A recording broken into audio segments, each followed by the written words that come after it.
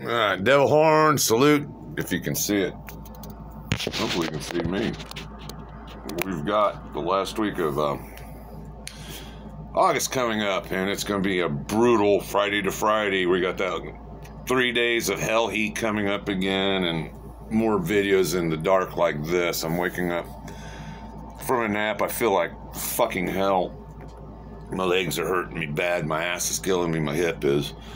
I don't feel right, and I'm just waiting to I told the old lady, I'm either waiting to have a heart attack or a stroke, either or. Sooner or later, I can blow up, end up in the hospital, either dead or getting some fucking help. So anyway, I'd write a book about my Army experiences if I could, so I've been formatting some stories into this YouTube format, and I guess this would be number 10.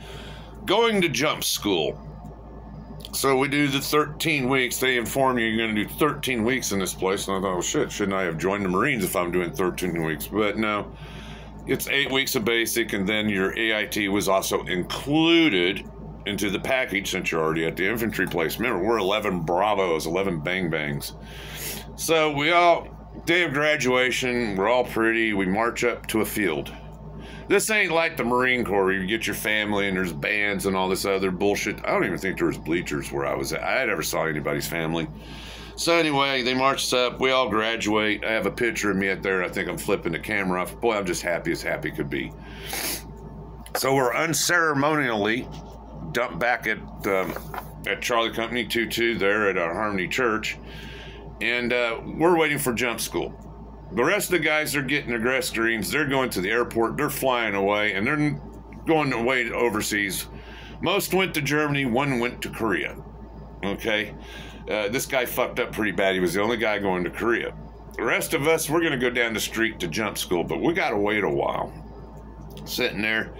The drills would walk by, but they wouldn't say shit to us.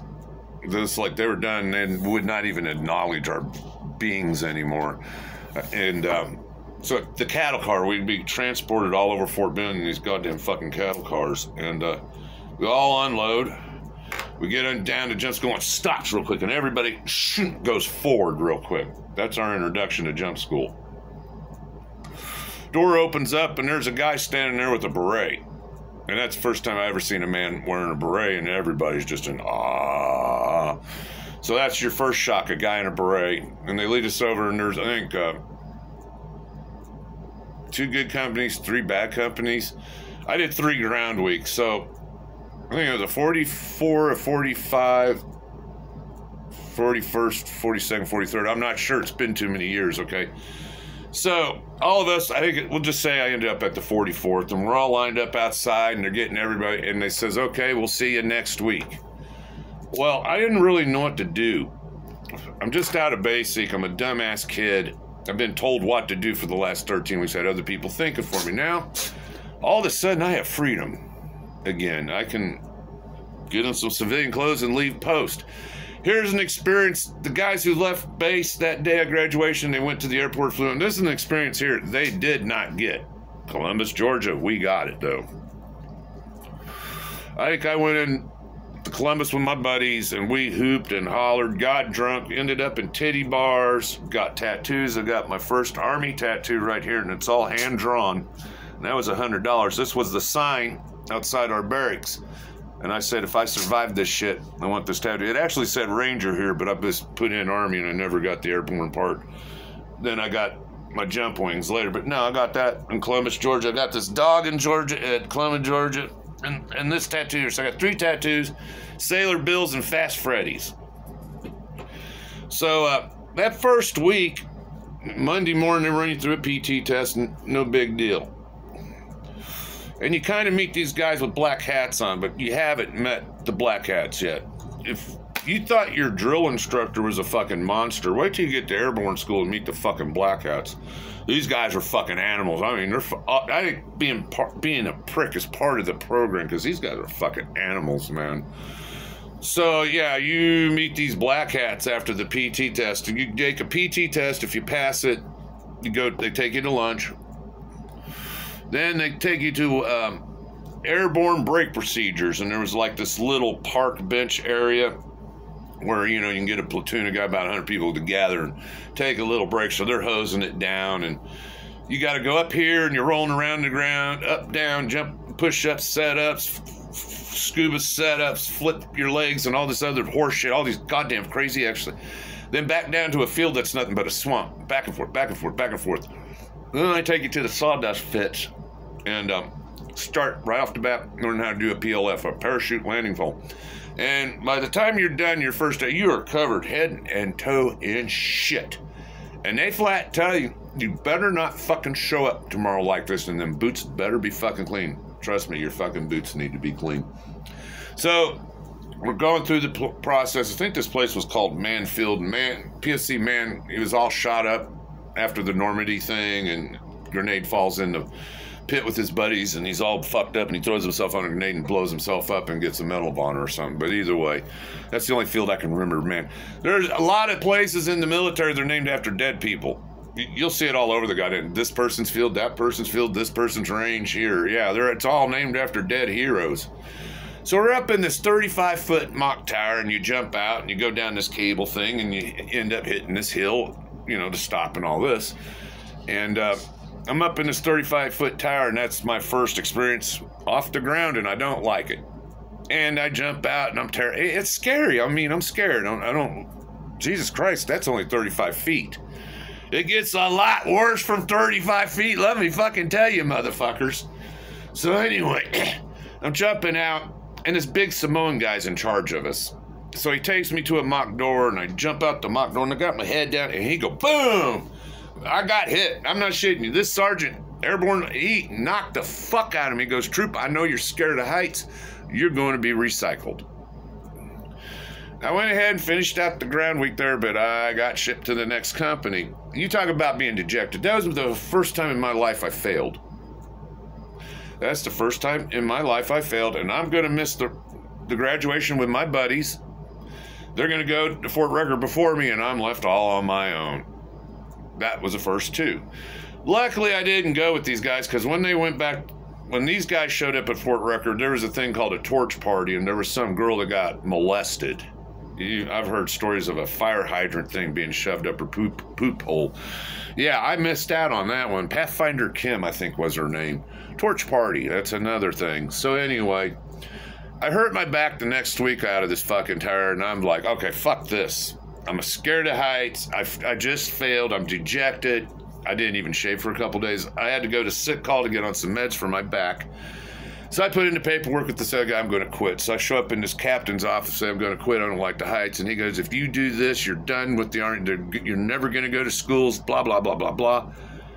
I should have followed my guts and just said, fuck it. I would have ended up in a barracks with this guy called Idi Amin running the thing, but I would have went out to Fort Ern, California, dressed up as a Russian aggressor playing war games against people. God, I would have loved that so much better than what I ended up doing.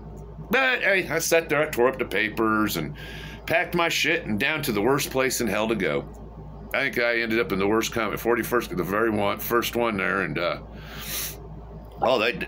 that's not so good. That last place I was in, they actually had a beer vending machine. Let me check my time here, gang. I'm not doing too bad. Yeah, they actually had a beer vending machine. So I finally, 3 ground weeks, I make it. Okay, so we're at Tower Week. I'm doing it. The last day at Tower Week, they're checking my boots, and Troop, you got dirt on the tongue of your boots. School of the soldier for you tomorrow. Ha ha ha ha ha. School of the soldier, when you get in trouble for a gig, what they call a gig, you line up it all pretty in a uniform. Some sergeant from the Pathfinder school come over, look at you, and hopefully you pass and don't ruin his day. Well, my uniform, I was really worried about the placement of this shit more than the shininess, and my brass was not very shiny during School of the Soldier, and I got my ass handed to me. The guy was cool. He obviously, I was the only one to come up around him, a brand new private. He could tell, and it just do your fucking brass kit and pull your head out of your ass, and that was that. So I think in that time I got this dog tattoo. I'm by myself. I go down to Sailor Bill's by myself, sat there in the chair. Actually, I was wanting to get it here, but it ended up here. Actually, it's an old dog that used to run around our neighborhood, Blackbud. That's a story. So anyway, I get back, and then it's jump week. So finally, we're all geared up. Nobody knows what the fuck to expect, okay? So they throw us out. I think I was in a C-141. I'm not sure she went through. Anyway, I jump out the airplane, and I'm going, my glasses kind of, I'm like, fuck this tight position. As soon as I touch my glasses, like, chute opens, like, wow, holy fuck, I just jumped out of an airplane. I was too stupid to be scared. So while we're standing there, and man, everybody's just happy. We'd done our second jump, and we're standing. This black dude from another company says, comes down and says, yeah, wait, your third jump, you're going to be scared as fuck. And I was. And finally, being so stupid and like I just jumped out of it, and now this fear factor coming in. And that third jump, yeah, the fear of heights and everything going on. And then you do 5 jumps, and that last jump on that last day, I'm standing there and I'm watching these people, and I did not want to fucking do it again. I'm like, cool, I got my wings. I never want to fucking do this again, but guess what? I'm going to have to do it some more. So you line up there, and they used to like give you blood ones, fucking pound them into your chest, and then they stick there and put your little wings on you and get your orders, and you go home. It took me 3 round weeks, a little bit of trouble and some bullshit. I had to stand by myself without my buddies, and that was the first time in my life I actually failed. So I come home, brand new out of jump school, and then, you know, once you get out, you don't want to put any kind of leg hats on. They call it, you know, them little funny tent-looking things, they call them cunt caps. And didn't really want it, so I had a beret with no unit, with no flash, no badges, nothing, and walked through the airport, showed up at my unit in my dress greens with my beret with no flash or anything, and as soon as I get in the door, they go, all E4s and below hit the floor. So well, what do you do? I'm in dress greens, I'm a private, so I hit the floor. I wanted to make a good impression, and that's that. So that's kind of what happened at airborne school. One thing cool too was Fort Benning. You also had privileges that you didn't normally have in basic, and Fort Benning was kind of cool. So when you had your orders were good, you ate at the chow hall at jump school, which was not enough food. Then there was a place, I think it was called the Follow Me, and I think it was a buffet type setup, and you can go in there and you get some extra chow and get the calories you needed. And then that last unit, I ended up, my orders expired, and I could no longer go and eat for free at the Follow Me. And they're like, fuck, man. Yeah, it was kind of, weekend sucked. Just being by myself, wandering around. I want to get, you know, drink a beer or something. There's no place to drink the beer. I'm hungry. And just kind of lost. Just kind of lost at Fort Benning. And I think I went to the museum, and there was a museum there I think I went to, and they had a bar. I think they call it the Doughboy or something. And then they also had a post football game, but I never went to the game.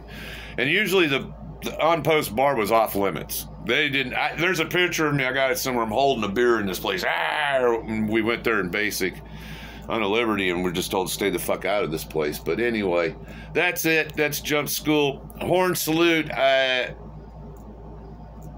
wouldn't recommend it.